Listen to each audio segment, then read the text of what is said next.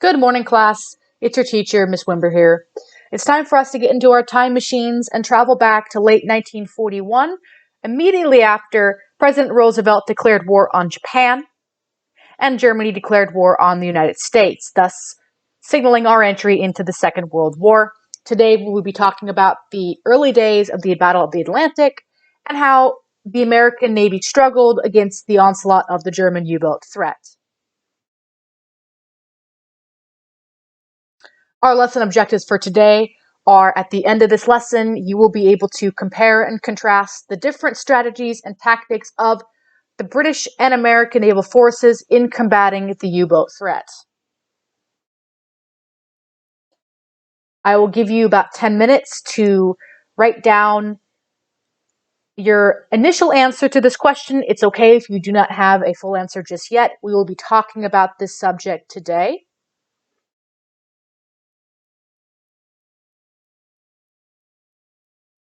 Your time begins now.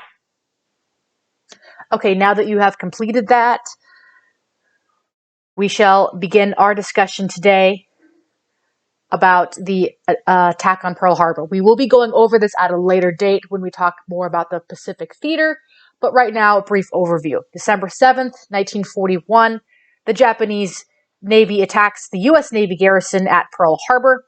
The U.S. immediately declares war on Japan. Germany, which is allied with Japan, as you recall from previous lessons of the Tripartite Pact, that Hitler then decides 3 days later, on December 10th, to declare war on the United States. I want you all to take a moment to write this date down. It will come up later on.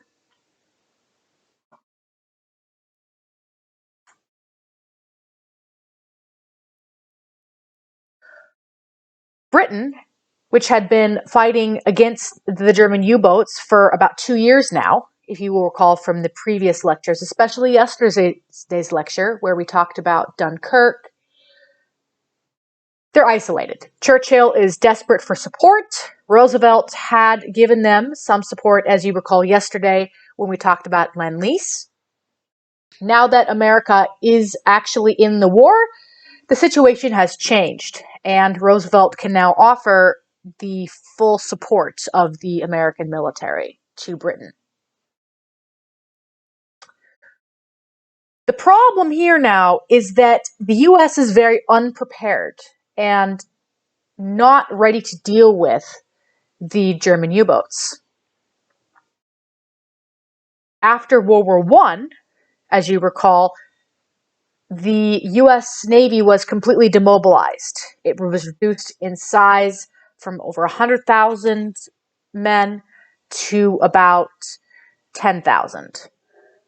At this point, it's a little bit more than that. We have about 20,000, roughly, servicemen in the Navy at this time, but that is not nearly enough to combat the German Navy when the German Navy at this point has 5 times that number in its ranks.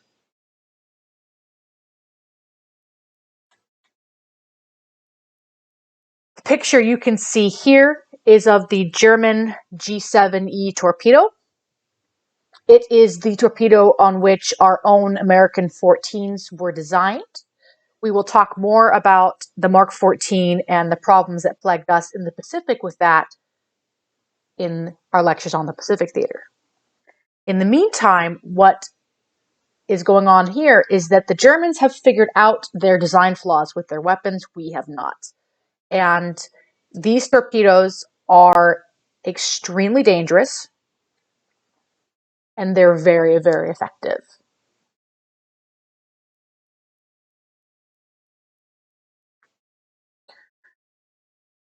America's biggest problem is that we do not realize the full extent of the German U-boat threat at this time.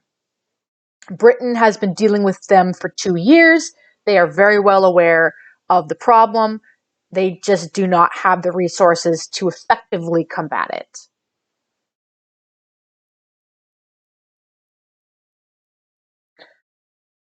The American servicemen are unequipped.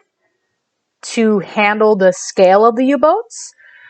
U-boats at this time hunt alone, and they don't need to hunt in what becomes the dreaded wolf pack tactic just yet, because the Americans do not institute a convoy system.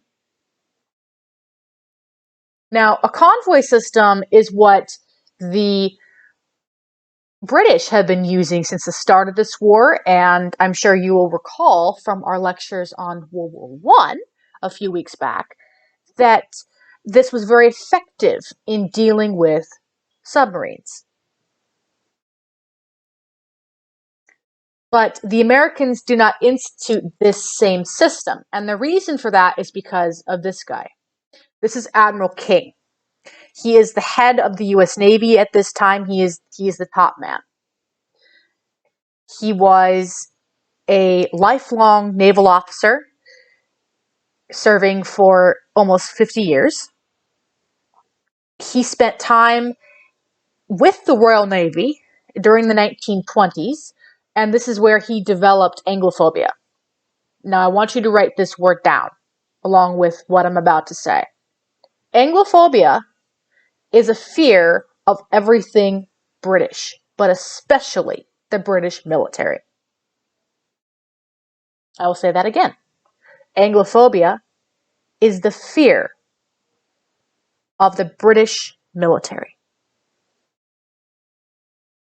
Somewhat odd, considering that the United States is aligned with Britain and has been since the start of the 20th century, so over 40 years now, so pretty much this man's entire career up to this point.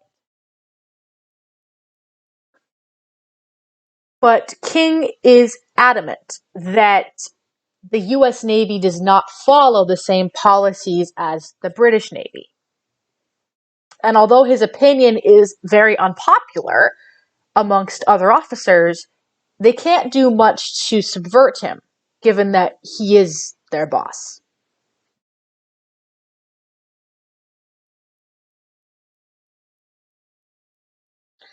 Imagine it this way.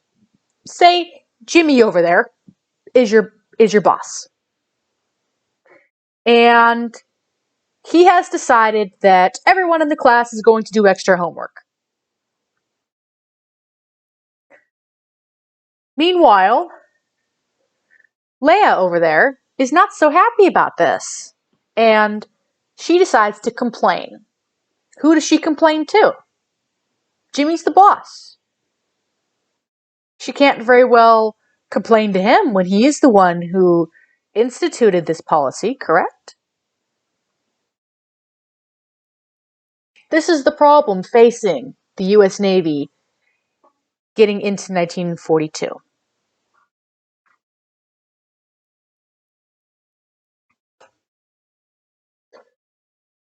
King's policy of no convoys and sending merchant ships unarmed into the Atlantic with no escort results in 2 million tons of shipping sunk by the end of 1942.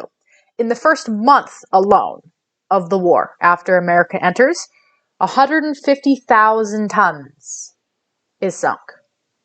To put this in perspective, the average American vessel at this time weighs no more than 3,000 tons.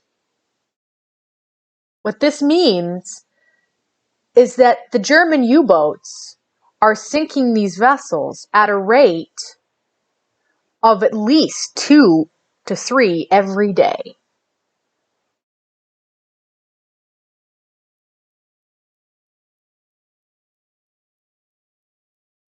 This is beyond extraordinary, considering that only one vessel sunk per day by a U-boat is exceptional.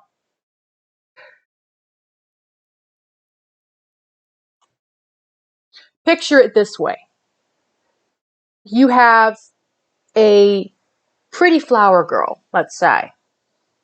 She's dressed nice. She's got her little basket of flowers, and she's dancing around through the fields like Red Riding Hood. But like with Red Riding Hood, of course, she comes across a wolf. But this wolf has no interest in speaking to her. And instead of going after Red Riding Hood's grandmother, the wolf decides simply to go after her. Red Riding Hood possesses no weapons. She has no ability to defend herself. This is exactly the same situation for the U.S. Merchant Marine. The merchant vessels are Red Riding Hood, and the U-boat is the Wolf.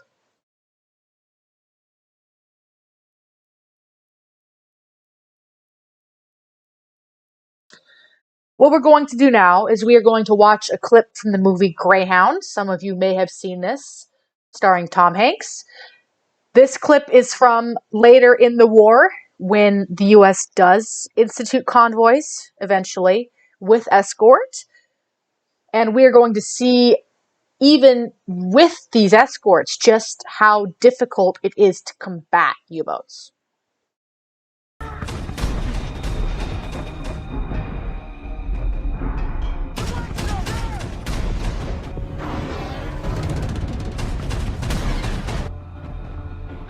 Contact. With torpedo starboard beam bearing 187 range 1500. Left full runner. Left full runner.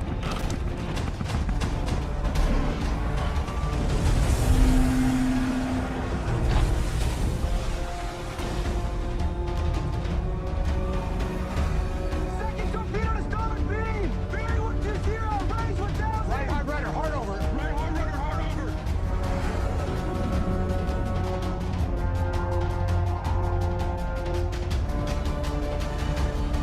Delay that, delay that. Meet her, meet her. Delay, meet her, meet her. Aye, sir, hold the course.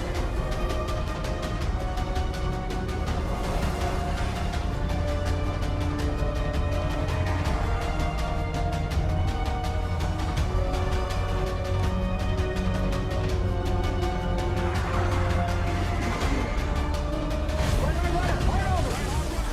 Slowest stern port ahead, pull. Slowest stern port ahead, pull.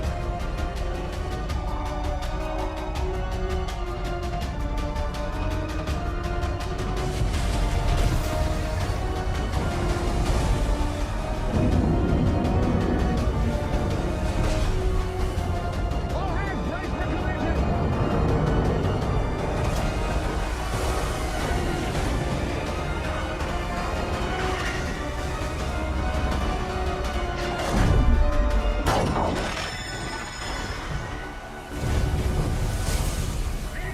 Sheer straight with that ticket, 119. 119. Go ahead, full. We'll ram that U-boat if we have to.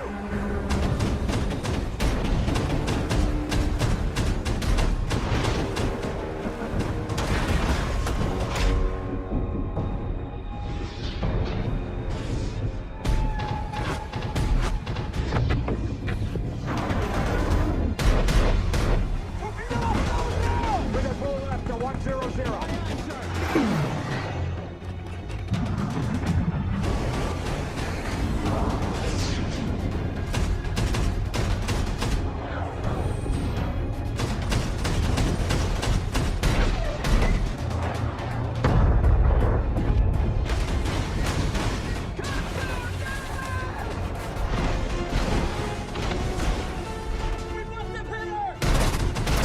Charlie, lay a course to open the arc supply around. We'll hit him broadside. Left full rudder, slow to 2/3. After batteries, fires you better.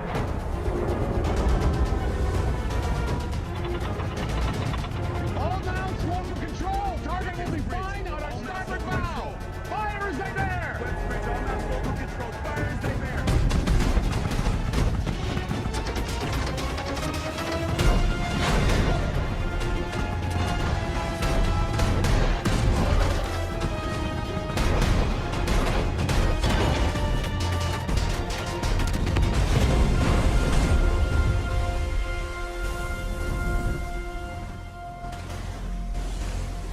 Second set spotted. Periscope, starboard bow. So as you can see, it's very difficult for the U.S. Navy to deal with these U-boats. February 1942, the German military institutes Operation Drumbeat. This is when U-boats, long-range U-boats, that are capable of making the voyage from ports in occupied France to the American eastern seaboard begin setting up shop just outside of major American ports such as New York, Washington, D.C., and Charleston, South Carolina. Making the U-boat's job even easier is the fact that the U.S. Navy does not institute a blackout program like what the British have done, where they shut all the lights off at night. There's nothing. No navigation lights, no buoy lights, no city lights, nothing. When darkness comes, everything goes black. Because the Americans did not do this, the U-boats are able to very easily navigate their way into these ports.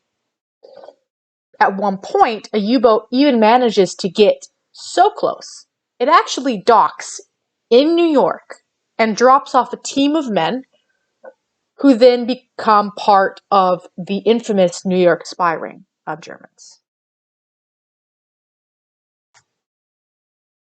Part of the reason why the US Navy did not insist on blackouts was because they feared that without the navigation aid of light, that vessels coming into American ports would become disorientated and run aground or suffer some kind of serious mishap, because some of the ports, such as New York, are somewhat difficult to get into.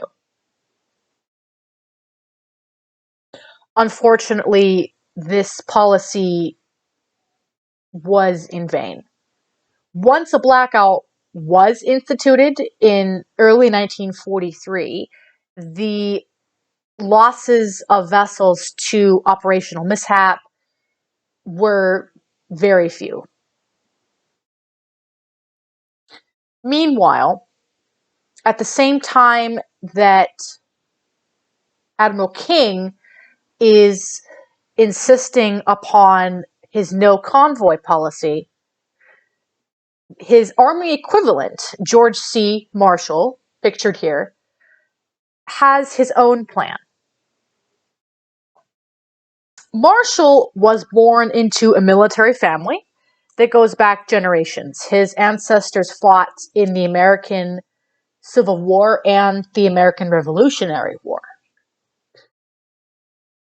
He rose through the ranks very quickly to become a 4-star general, as he's pictured here.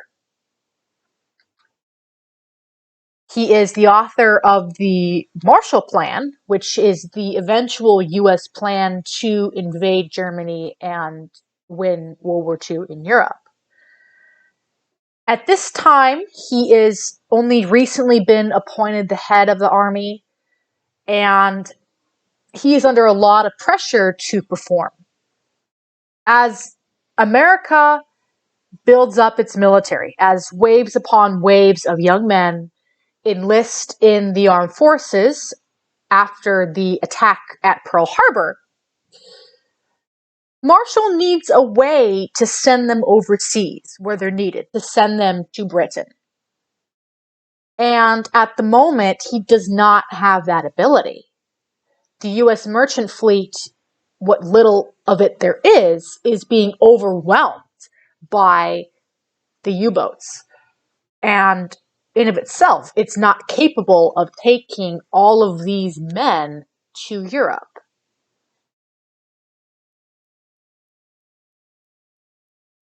Marshall is aware that the British merchant marine, their fleet, is more than capable of transporting large numbers of American troops to Europe.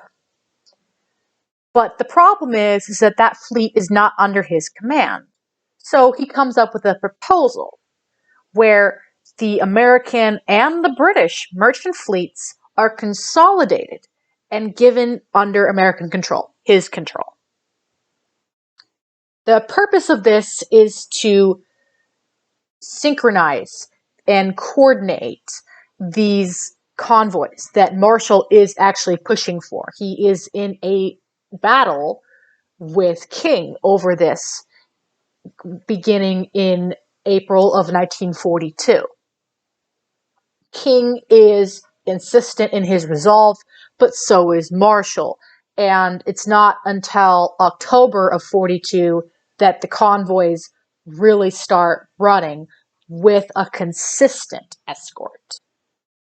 The British provide escort for the convoys throughout the war, but for the most part, their position only comes into play once the merchant fleet has reached a halfway point in the Atlantic, at which point the American escort, if there is one, will turn away and go back to America, and then the British vessels will then take over the escorting duties until the convoy reaches its destination.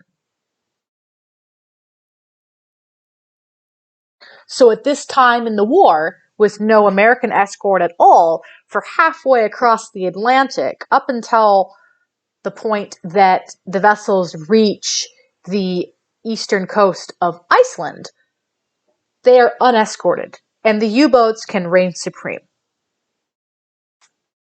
If a convoy reaches Europe with half of the ships it set out with, it's a good day.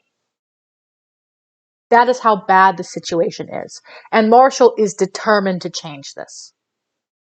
He eventually petitions all the way up to President Roosevelt, who sees sense in Marshall's plan and overrules Admiral King, forcing him to institute a system of convoys with armed escort.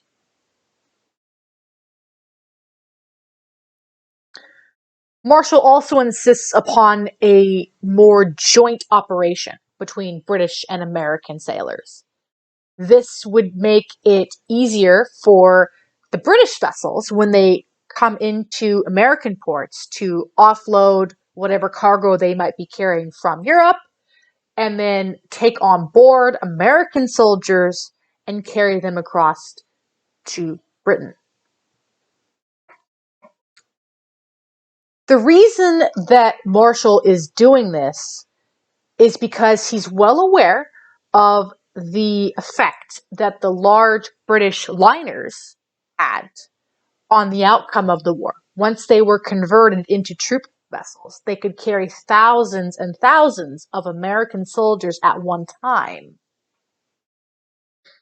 The vessels this time around, 30 years later, are half again as big as the ones that existed in the First World War.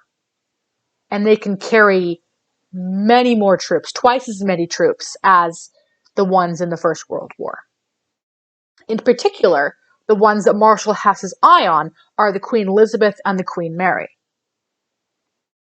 Marshall requests specifically for those two vessels to be given to his command. Winston Churchill reluctantly agrees under the condition that they remain British crewed. Marshall accepts, and the Queens are brought into the dry dock in New York Harbor to be converted into troop vessels. They had already, at this point, been somewhat converted, and they had already been painted wartime gray. As you can see on this picture on the left here, this is a picture of the Queen Mary's aft deck, and every single one of those dots is a human. So you can see she's absolutely packed to the gills. By the time Marshall is done converting these vessels, the Queen Mary and the Queen Elizabeth by themselves are capable of carrying an entire division of the U.S. Army. That's over 16,000 troops. And in 3 days, they can get those troops to Europe, turn around, come back, and do it all again. Needless to say, the Nazis were not amused. Adolf Hitler himself offered a $250,000 reward, along with the Iron Cross with oak leaves, which is the highest German military award. It's like offering the Medal of Honor and a small fortune to any U-boat captain who could sink one of these ships. This shows how effective Marshall's plan was. And it proves to be very prophetic in that these large troop vessels that are now given to his command play a significant role in the buildup to D-Day 2 years later. But Marshall's actions are not without consequences, and the U.S. Navy does make a few blunders.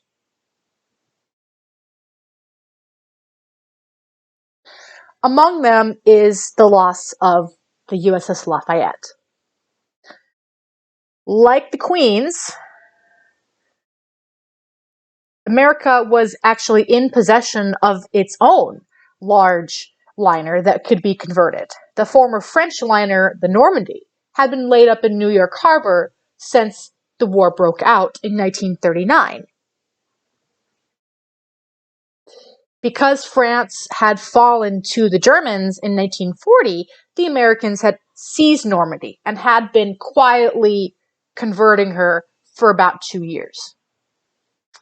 But nearing the end of this refit, disaster strikes, and a fire breaks out on the Normandy from a welding torch. The fire burns unchecked through the Normandy's interiors, and the Navy does nothing to stop it. They ignore the advice of the Normandy crewmen who had been with the ship since she was impounded in New York in 1940. They ignore the advice of the Normandy's engineer, the man who built the vessel, who was in New York on business and had been trapped there since the war began. Monsieur Gringovich was his name. And Gringovich approaches the admiral in charge of this situation, Admiral Andrews.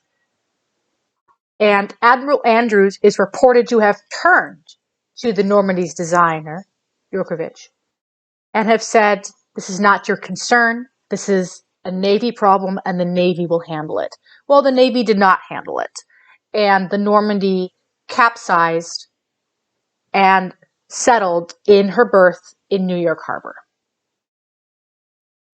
What followed was 6 months of investigation, which found the Navy guilty of intense negligence.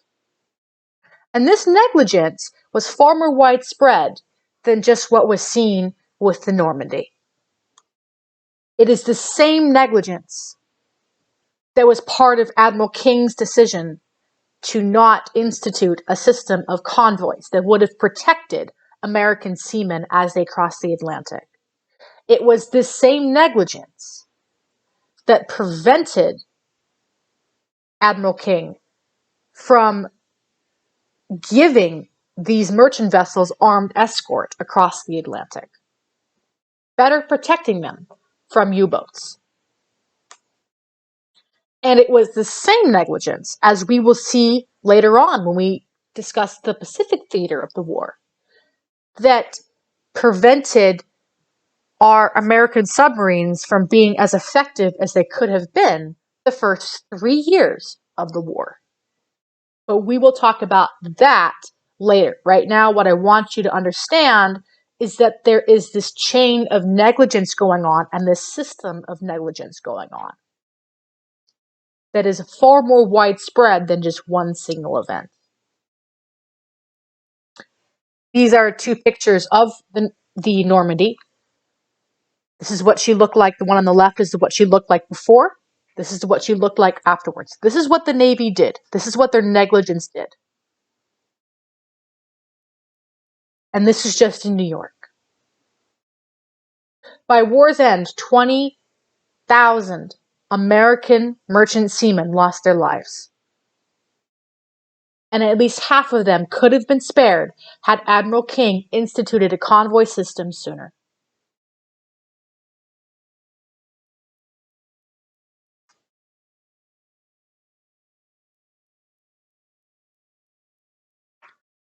It was not until nearly the end of 1942 that General Marshall succeeded in going over Admiral King's head to the president himself, and President Roosevelt finally overruled Admiral King and insisted that convoys be run regularly, at which point a system was instituted where American escorts would go along with a convoy of ships to a predetermined point halfway across the Atlantic, usually somewhere between Greenland and Iceland, at which point a British armed escort would then take over the duties, allowing the American escort to turn around and go back to American waters, where they would then assist the next convoy coming out as well.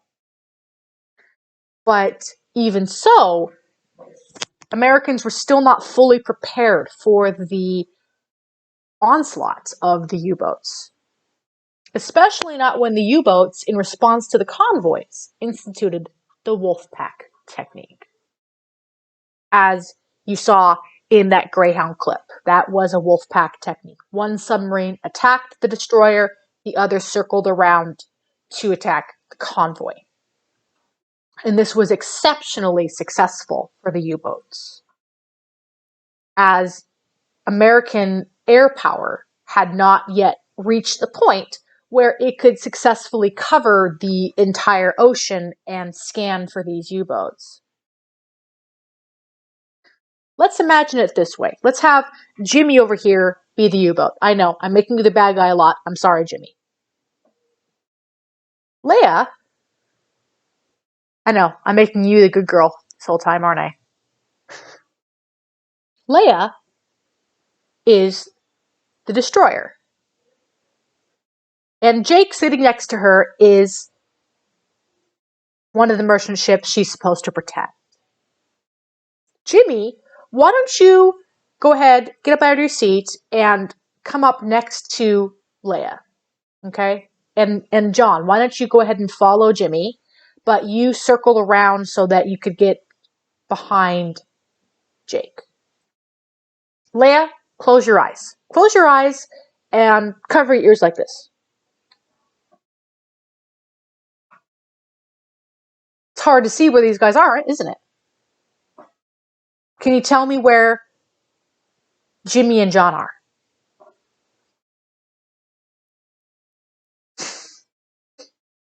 Okay, now open your eyes. And take your hands off your ears. Were you right? This is why it's so difficult for Americans to deal with U-boats. Now we're going to do this again. Same people, but now this time, what I want... How about Angeline back there? Angeline, I want you to be an American plane, okay? Jimmy, I want you to turn your back on Angeline. Pretend that she's not there. Think that she's not there. Just keep coming up on Leia. And John, just keep coming up on Jake. You're oblivious to Angeline over there, okay? Angeline, tell me what you see. Leia, cover your eyes and your ears again. Angeline, tell Leia what you see.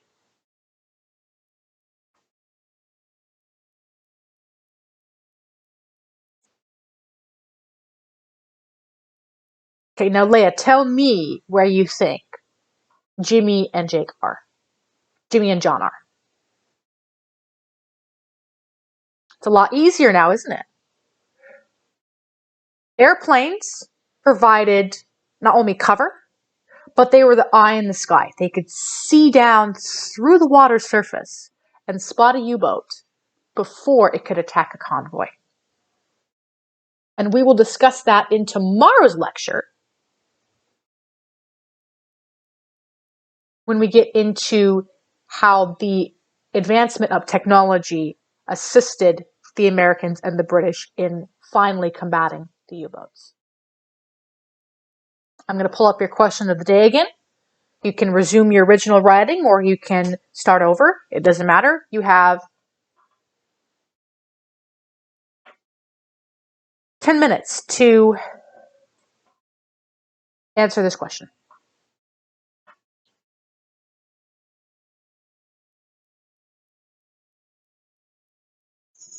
That's it for today, class. I hope you all enjoyed. Tomorrow we will be talking about the turning point in the Battle of the Atlantic and how British technology and American engineering enabled us to finally defeat the U-boat threat. Thank you. I'll see you all tomorrow.